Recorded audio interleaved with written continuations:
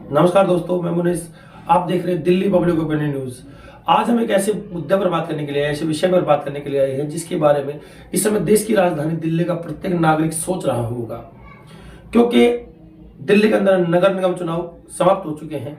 बीती 4 तारीख को दिल्ली की जनता ने भारी संख्या में मतदान किया अपने क्षेत्र के लिए एक अच्छा निगम पार्षद चुनने के लिए। इसके लिए मैं तहे दिल से धन्यवाद करूंगा दिल्ली की जनता का कि उन्होंने अपने मत का इस्तेमाल किया और देश को और क्षेत्र को विकास की राह पर ले जाने के लिए आगे बढ़ के आए। अब 7 तारीख आने वाली है, जो चुनाव के परिणाम है वो सामने आएंगे। कौन विजेता होगा अपने क्षेत्र का, ये सामने आएगा। परंतु एक बात जो है सोचने योग्य है, आने वाले समय के अंदर हमारे क्षेत्र के अंदर कौन निगम पार्षद होगा, कौन दिल्ली की एमसीडी का मेयर होगा, ये तो कल पता चलेगा, 7 तारीख को पता चलेगा।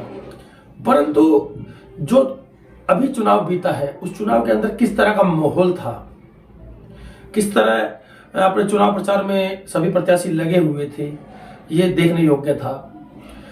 मैं पत्रकार हूं, निष्पक्ष बातें करूंगा। अगर यही वीडियो, यही बातें मैं 4 तारीख से पहले रखता तो शायद मुझ पर किसी पार्टी विशेष से जुड़े होने का या व्यक्ति विशेष से जुड़े होने का आरोप भी लग सकता था। इसलिए मैंने सही समय का इंतजार किया और 4 तारीख से पहले इस तरह की कोई भी कार्य नहीं किया कि कोई भी व्यक्ति विशेष या कोई पार्टी विशेष मुझ पर किसी पार्टी से जुड़ा होने का या किसी पार्टी के लिए कार्य करने का आरोप ना लग सके। देखिए, दिल्ली नगर निगम का जो कार्य है, सर्वप्रथम मैं बता दूं, दिल्ली नगर निगम का जो कार्य है, जितने भी प्रत्याशी थे, जिन से हमने बात की, एक पत्रकार होने के नाते जिनका मैंने इंटरव्यू लिया, उनसे जब भी सवाल पूछे, उनकी जो बातें होती थी वो इस तरह होती थी कि अगर मैं जीत कर आता हूं तो साफ सफाई की व्यवस्था रखूंगा, साफ अपने क्षेत्र को सुंदर बनाऊंगा, पार्क की व्यवस्था कराऊंगा, नाली साफ कराऊंगा, रोडों पे अच्छे रोड बनवाऊंगा, सुंदर पार्क बनवाऊंगा, डिस्पेंसरी बनाऊंगा। कुल मिला के ऐसी तरह की बातें सभी करते थे, विशेष तौर पर साफ सफाई की जो बातें, क्योंकि नगर निगम का जो कार्य है वो साफ सफाई का सबसे ज्यादा है। तो साफ सफाई का विशेष ध्यान रखने के लिए हर प्रत्याशी बढ़कर के आता था।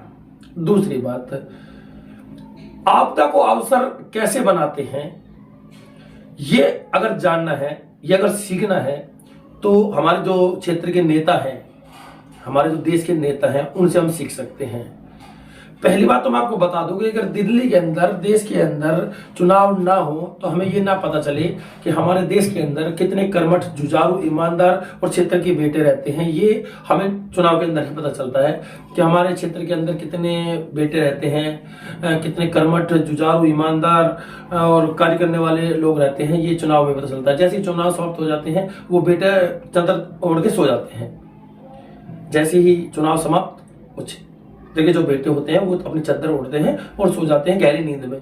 वो अगले 5 साल के बाद ही उनको पता चलता है कि हाँ, अच्छा, अब जगने का समय आ गया है, तो क्षेत्र में कार्य करने का समय आ गया, वोट मांगने का समय आ गया है, तो अब उठ जाओ। तो ये भी एक महत्वपूर्ण मुद्दा है हमारे लिए। लेकिन आपदा को अवसर कैसे बनाते हैं? पहली बात, साफ सफाई का विशेष ध्यान रखने की जो बात प्रत्येक प्रयासी साफ सफाई का ध्यान रखने की बात जो प्रत्येक उम्मीदवार प्रत्याशी करता था, वो बात। 2 मुद्दों को लेकर ही मैं आज बात करूंगा, ज्यादा लंबी नहीं खींचूंगा बात को। देखिए, मैं पत्रकार हूं, पत्रकार होने के नाते मैंने कई उम्मीदवारों से, जो अलग अलग क्षेत्र के अलग अलग प्रत्याशी थे, उनसे बात की। तो साफ सफाई विशेष ध्यान रखेंगे, ये बात सभी कहते थे। लेकिन कब ध्यान रखेंगे? जब आप उम्मीदवार हैं तो क्या साफ सफाई का ध्यान रखना आपके लिए उचित नहीं है? क्या उस समय साफ सफाई आपके लिए मायने नहीं रखती? क्या क्षेत्र की जनता, ये दिल्ली की जनता आपको जिता के ला देगी तभी आप साफ सफाई कराएंगे? उससे पहले क्या हमारा कोई अधिकार नहीं है कि हम आज के समय में, जब हम उम्मीदवार हैं, तो साफ सफाई का ध्यान रखें? क्या आपका कोई कर्तव्य नहीं है? जितना जागता इसका उदाहरण मैं बताऊंगा कि समस्त क्षेत्र के अंदर, मैं किसी पार्टी विशेष की बात नहीं करूंगा, चाहे वो आम आदमी पार्टी हो, भारतीय जनता पार्टी हो, कांग्रेस हो या अन्य निर्दलीय जो भी उम्मीदवार थे, सबकी बात मैं करूंगा। जहां भी हम गए वहां पर दीवार हमारी, घर हमारा, सब कुछ हमारा, लेकिन पोस्टर जो लगे थे हमारी दीवारों पर, जो स्टिकर जो लगे थे, वो पार्टियों के लगे थे। क्यों? किस लिए? प्रत्येक गली के अंदर आपने देखा होगा कि गलियों के अंदर आम आदमी पार्टी के, भारतीय जनता पार्टी के, कांग्रेस के या अन्य निर्दलीयों के भी झालरनुमा जो उनके छोटे छोटे झंडे होते थे वो उन्होंने लगा रखे थे, और लगातार एमसीडी की गाड़ी आती थी, उनको तोड़ती थी और गिरा देती थी, गाड़ी के अंदर भर के उस कूड़े को लेके जाते थे। मैं तस्वीरों के माध्यम से मैं आपको दिखाना चाहूंगा, आप स्क्रीन पर देख पा रहे हैं कि कितनी गंदगी जो है ये इनके झंडे और पोस्टर बैनरों से हो रखी है। तो आज अगर आप साफ सफाई का ध्यान नहीं रख सकते तो क्षेत्र की जनता कैसे विश्वास करेगी आप पर, दिल्ली की जनता कैसे विश्वास करेगी आप पर कि आप जीतने के पश्चात ध्यान रखेंगे। जो आज आप सिर्फ वोट मांगने के लिए जा रहे हैं और रोडों पर इतनी गंदगी आपने फैला रखी है, आपके झंडे बैनर पोस्टरों से जो गंदगी फैली है, इसका जिम्मेदार कौन है, इसका खामियाजा कौन भुगतेगा? क्षेत्र की जनता ही तो भुगतेगी जी। आप में से जो जीत जाएगा वो सफाई कराएगा और बाकी गंदगी फैलाकर दूर हो गए, क्योंकि हम हार गए हैं, हमें कोई मतलब नहीं है, ना तो कोई हमारा धर्म है, ना कर्तव्य है, ना नैतिक जिम्मेदारी है, कोई उठाने के लिए तैयार नहीं है। आपने अपना काम कर दिया, जनता के बीच में जाके वोट मांगा, अपने पोस्टर जो है वो हमारी दीवारों पे चिपकाए, हमारे दरवाजों पे चिपकाए, और झंडे बैनर जो है आपने गलियों में फेंक दिए, उसको उठाने वाला कौन है? कोई भी नहीं। दूसरी बात, जो मेन मुद्दा है कि आपदा को अवसर कैसे बनाते हैं, ये हमारे देश के नेताओं से सीखना हमें पड़ेगा। देश ने भी कुछ समय पहले कोरोना काल देखा था। कोरोना काल के अंदर जहां समस्त देश बंद था, देश एक विपदा में फंसा था, सरकार, चाहे वो दिल्ली सरकार हो, चाहे वो केंद्र सरकार हो या कोई भी अन्य राज्य की सरकार हो, अपने अपने स्तर पर लगी हुई थी।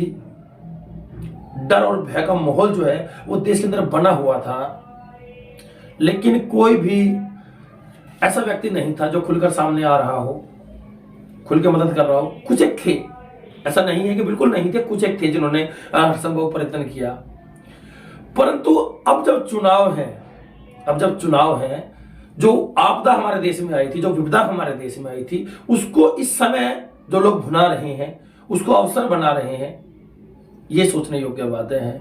मैं पत्रकार होने के नाते जिसके पास भी गया, जिससे भी मैंने इंटरव्यू किया, जिससे मैंने बाइट की, जिससे मैंने पूछा कि आपका राजनीतिक सफर क्या है और राजनीतिक आपने क्या क्या कार्य किए हैं, ऐसा सिर्फ मैं नहीं था, मेरे अलावा मेरे और भी पत्रकार भाई थे जिनके इंटरव्यू मैंने देखे। उन्होंने भी सवाल पूछे कि आप राजनीतिक सफर क्या था और क्या क्या राजनीतिक कार्य आपने किए हैं। तो सभी प्रत्याशियों का, सभी उम्मीदवारों का एक कहना था कि हमने कोरोना काल के अंदर लोगों की सहायता की, कोरोना काल के अंदर लोगों के घर में जाके हमने राशन दिया, कोरोना काल में लोगों की मदद की, कोरोना काल में हमने लोगों के घर पे ऑक्सीजन सिलेंडर पहुंचाए, कोरोना काल में हमने बच्चों की कॉपी किताब की व्यवस्था कराई। कहां थे आप?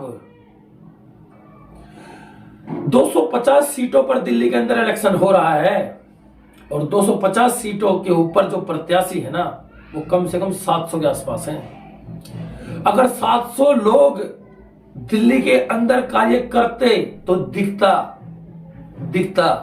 आपका चेहरा दिखता, आपके काम दिखते, और जो आपदा देश के अंदर आई थी ना, वो आपदा इतनी बड़ी नहीं होती अगर आप खुल के काम करते। जिस तरह आज आप बता रहे हैं, इतना आपने काम किया होता, इतना तो छोड़िए, इससे आधा भी आपने काम किया होता।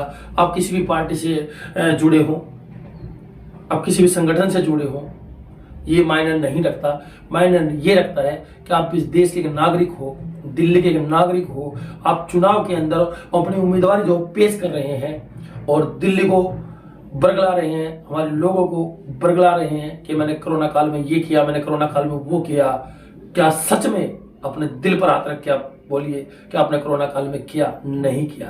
कहीं आपका चेहरा दिखाई नहीं देता, कहीं आपका काम दिखाई नहीं देते, लेकिन उस आपदा को आपने अवसर बना लिया है चुनाव के अंदर। आपका कहना है कि आपने कोरोना काल में काम किया। कोरोना काल के अंदर अगर आपने काम किया होता, सरकार का जरा से भी आपने समर्थन किया होता, तो देश इतनी गहरी विपदा में नहीं आता, इतने गहरे संकट में नहीं आता, और दिल्ली के जो लोग थे वो भूखमरी के कगार पर नहीं आते। मेरे पूर्वांचली भाई, बिहार के रहने वाले, यूपी के रहने वाले भूख की कगार पे आके खड़े हो गए थे, जिसके कारण उन्हें 3-3, 4-4 दिन पैदल चल के अपने घर जाना पड़ा। कोरोना काल में, महामारी के अंदर महामारी का डर और भय इतना सता रहा था, उसके ऊपर उन्हें भूख का डर सता रहा था, जिसके कारण वो दिल्ली छोड़ छोड़कर यहां से चले गए। लेकिन आप में से कोई भी ऐसा व्यक्ति नहीं था जो आता और मदद करता। कुछ एक होंगे, मैं सब पर भी सवाल नहीं उठाता, कुछ एक होंगे, लेकिन अगर 700 लोग लगभग दिल्ली के अंदर समाज सेवा करते जितना आप बता रहे हैं, तो ये हालत दिल्ली की नहीं होती, बिल्कुल नहीं होती, इस देश की नहीं होती।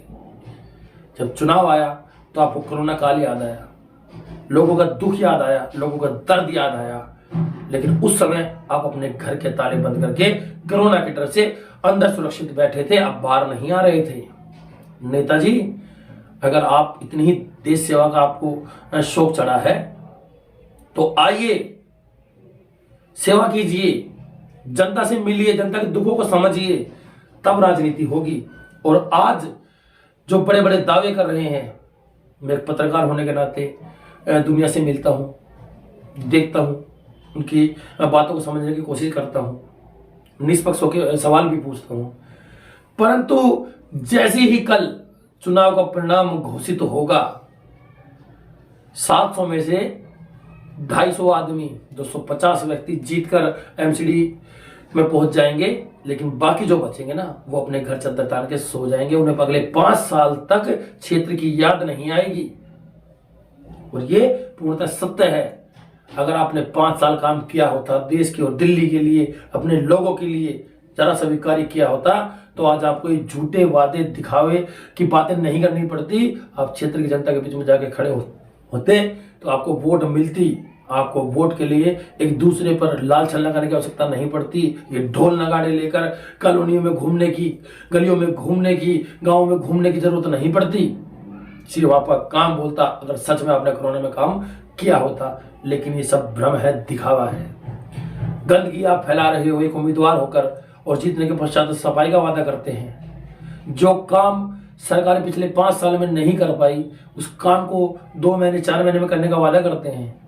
नाली सफाई करने का वादा करते हैं। जब नाली नहीं है तो सफाई कहां से करेंगे? पहले नाली तो बनवाएं। मैंने एक उदाहरण आपको बता दूंगा कि नाली का पानी रोड पर आ रहा है, नाली के नाम पर वहां ईंट नहीं लगी है, परंतु हमारे जो उम्मीदवार हैं, जो नेताजी हैं, वो कहने के अगर मैं जीत कर आता हूं तो 2.5 महीने में ये सब कुछ ठीक हो जाएगा, 2 महीने के अंदर ठीक हो जाएगा, 6 महीने के अंदर ठीक हो जाएगा। कैसे कैसे आप बताएं? नेताजी, एक नागरिक होने के नाते, इस देश का एक नागरिक होने के नाते, दिल्ली का एक नागरिक होने के नाते, इस क्षेत्र का नागरिक होने के नाते, मैं पत्रकार बाद में हूं, परंतु पहले मैं इस देश का नागरिक हूं, इस दिल्ली का नागरिक हूं। मैं आपसे विनती करूंगा कि अब जो परिणाम आएगा वो सबके सामने आएगा और जनता को मानना होगा, क्योंकि जनता ने ही मत दिया है और जनता ने ही उस व्यक्ति विशेष को जिताने की कोशिश की है जो कल जीत कर आएगा और हमारे क्षेत्र में निगम पार्षद बन के आएगा। परंतु जो बचे हुए नेता हैं जो नहीं जीत पाएंगे, मैं अपनी संवेदना उनके लिए रखता हूं।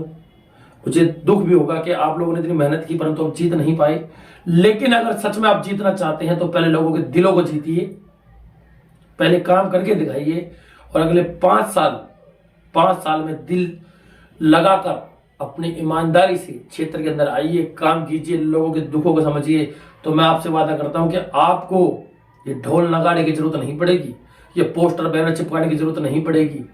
आप अपने चेहरे पर चुनाव जीतेंगे, चाहे वो किसी भी पार्टी का हो। इन्हीं के साथ मैं अपनी बातें समाप्त करूंगा और देश, दिल्ली और क्षेत्र के नागरिकों को तहे दिल से धन्यवाद करूंगा कि दिल्ली पब्लिक ओपिनियन न्यूज को आपने इतना प्यार दिया, इतना प्रेम दिया, इतना स्नेह दिया। अपने चैनल को इसी तरह प्यार करते रहिए, वीडियो को लाइक करते रहिए, चैनल को सब्सक्राइब करते रहिए और वीडियो को ज़्यादा से ज़्यादा शेयर कीजिए, क्योंकि यह आपका अपना चैनल है। दिल्ली पब्लिक ओपिनियन न्यूज सदैव सच के साथ चला है और सच के साथ चलता रहेगा, इसलिए आप दिल्ली पब्लिक ओपिनियन न्यूज देखते रहिए और चलिए सदैव सच के साथ।